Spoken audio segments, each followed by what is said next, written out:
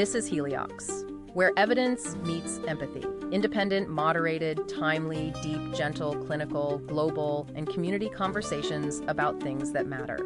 Breathe easy. We go deep and lightly surface the big ideas.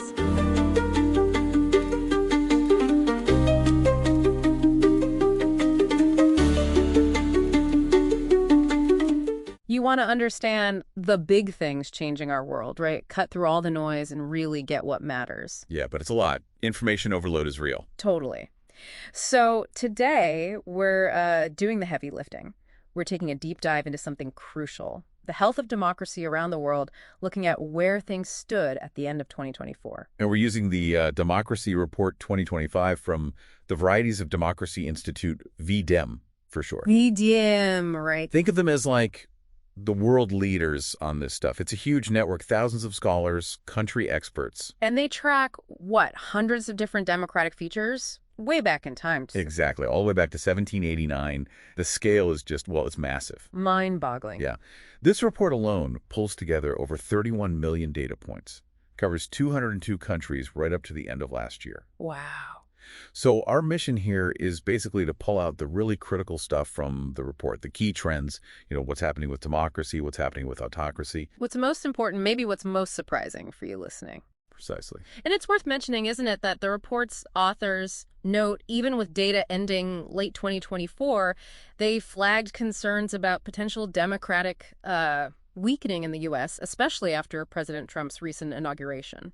Yeah, they do mention that concern. It's sort of a backdrop, even though the current data doesn't fully capture, what might be happening right now. Okay, got it. So let's dive in. What's the big headline? The main takeaway from V-Dem on global democracy in 2024. The main thing, and it's pretty sobering, is that the global democratic decline isn't just like continuing. Mm-hmm. It's getting worse. It's accelerating. Yeah. And what's really striking is it doesn't matter how you measure it. Country averages, weighting by population, which obviously tells you about more people's experience. Right, human impact. Exactly. Or even weighting by territory or GDP. Yeah. The trend is the same, whichever way you cut it. Democracy is losing ground. Okay, accelerating decline. What does that actually look like for people? Can you put some numbers on that? Well, think about this. 72% of the world's population, 72%, they now live in autocracies. 72. That's 5.8 billion people. It's the highest percentage since 1978. Goodness. So almost 3/4 of people globally live under autocratic rule. Basically, yeah. Yeah. It's a huge shift in, the lived reality for billions. And I guess that shift also changes the global balance, right, between the number of democracies and autocracies. It does, significantly. For the first time since 2002, there are actually more autocracies in the world, 91 of them, than democracies. There are 88 democracies left. More autocracies than democracies. And if you look specifically at liberal democracies, the ones with not just elections, but also strong protections for rights, rule of law. The kind we often think of as full democracy. Exactly. They're now the least common type. Only 29 of those left in 2024. 29. And how much of the world's population is that? Less than 12%. That's about 0.9 billion people. It's the lowest share in 50 years. Half a century. That's really sobering. And this isn't just happening far away, right? I think you mentioned Europe, too. Sadly, yes. Belarus became the first closed autocracy in Europe in 25 years. A closed autocracy. What does that mean exactly? It means even the basic sort of appearances of democracy, like elections that are even slightly competitive, are mostly gone or completely controlled by the regime.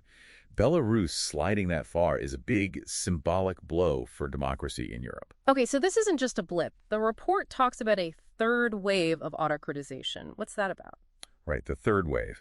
It refers to this sustained period, about 25 years now, where we've seen this global rise in autocratization. And the point is, it's not slowing down. It's still rising. Still climbing after a quarter century. Yeah. And right now, nearly 40% of the world's population, that's 3.1 billion people, live in countries that are actively becoming more autocratic. 3 billion people seeing their freedoms rolled back. Are certain parts of the world hit harder than others? Definitely. Eastern Europe and South and Central Asia stand out with particularly steep declines.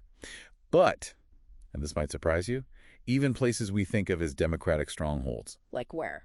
Like North America and Western Europe, their average democracy scores have actually fallen back to levels we last saw around 1983. Wow, back to the early 80s. So even established democracies aren't immune. Not at all. And there's another really worrying finding. Democracies themselves are turning into autocracies. How common is that? Well, look at the 45 countries currently autocratizing. 27 of those started as democracies when their decline began. Okay. And out of those 27, only 9 are still democracies today in 2024. Only 9 survived. Right. The report actually calls it a fatality rate at 67%. Yeah. 2/3 of democracies that start down that autocratic path, well, they end up becoming autocracies. That suggests it's incredibly hard to pull back once that slide starts. It really underscores the difficulty, yes. So how does this happen? How do countries slide from democracy towards autocracy? What are the main tools, or as the report calls them, weapons? The report is pretty clear on this. The number one tool, the sort of favorite weapon of autocratizers, is attacking freedom of expression. Freedom of speech, the press. Exactly. That specific freedom got worse in 44 countries by 2024. That's up from 35 the year before, so that trend is worsening too. And how do they attack it? Media censorship is the most common tactic. After that, it's things like undermining elections, making them less free and fair, and cracking down on civil society, independent groups. Media censorship, that really cuts off the oxygen for democracy, doesn't it? People need information. Absolutely. And it's not always just blatant bans. The report talks about a big increase in government efforts to just control or censor the media, subtle or not so subtle, in 44 countries. Afghanistan, El Salvador, India, Myanmar. These are some examples. And it's not just the media under pressure. What about other groups, activists? No, you're right. Civil society organizations, NGOs, advocacy groups, the ones that give citizens a voice and check power, they're facing increasing repression in 41 countries. Like where? The report mentions Belarus, India again, Peru, the Philippines, Tunisia. Quite a range. And it goes further. Academic freedom, cultural expression. Those are also declining in 41 countries. Think Afghanistan, Hong Kong, Hungary, India again, Nicaragua, Russia. It feels like a really broad attack on fundamental freedoms, a very concerning picture. But the report isn't all bad news, is it? Are there any bright spots, countries moving towards democracy? Thankfully, yes. There are some glimmers of hope. The report identifies 19 countries that are actually democratizing. Okay, 19. How does that compare population-wise to the autocratizing trend? Well, that's the context. Those 19 countries represent less than 6% of the world's population, about 452 million people. Less than 6%. And get this, 2/3 of those 452 million live in just 3 countries, Brazil, Poland, and Thailand. So the scale of democratization is much, much smaller than autocratization. Significantly smaller, yes, but still important. And are these 19 countries all similar stories? Not exactly. The report distinguishes between what it calls standalone democratizations, countries moving towards democracy without, say, recently being autocratic, and U-turn democratizations. U-turns, as in they were going the wrong way and turned back. Precisely. Reversals of a previous autocratization trend. And these are particularly encouraging because they show it is possible to recover. Right. Proof that the slide isn't inevitable or permanent. Are there some key examples of these U-turns? Yes, several really notable ones. Poland is a big one. Autocratization was halted and started to reverse after their 2023 election. Okay. Botswana managed to stop its autocratic drift before a full breakdown and had a peaceful election and power transfer in 2024. Good to hear. Guatemala's 2023 elections are seen as a potential turning point, even though there were, serious challenges. Brazil reversed its autocratization after the 2022 election. Brazil, right. Lesotho actually got back to where it started democratically and even improved after some reforms. Zambia shifted back to being an electoral democracy in 2022. And the Maldives got its electoral democracy status back after their 2018 election. So, quite a few examples showing resilience is possible. That's crucial. Now, the report also digs into countries where autocratization is still an ongoing process. What can we learn from those cases? Yeah, looking at those active cases helps understand the different ways this happens. Take Greece, for example. It's seen weakening rule of law, attacks on media freedom since around 2019. It's still technically an electoral democracy, but weakening.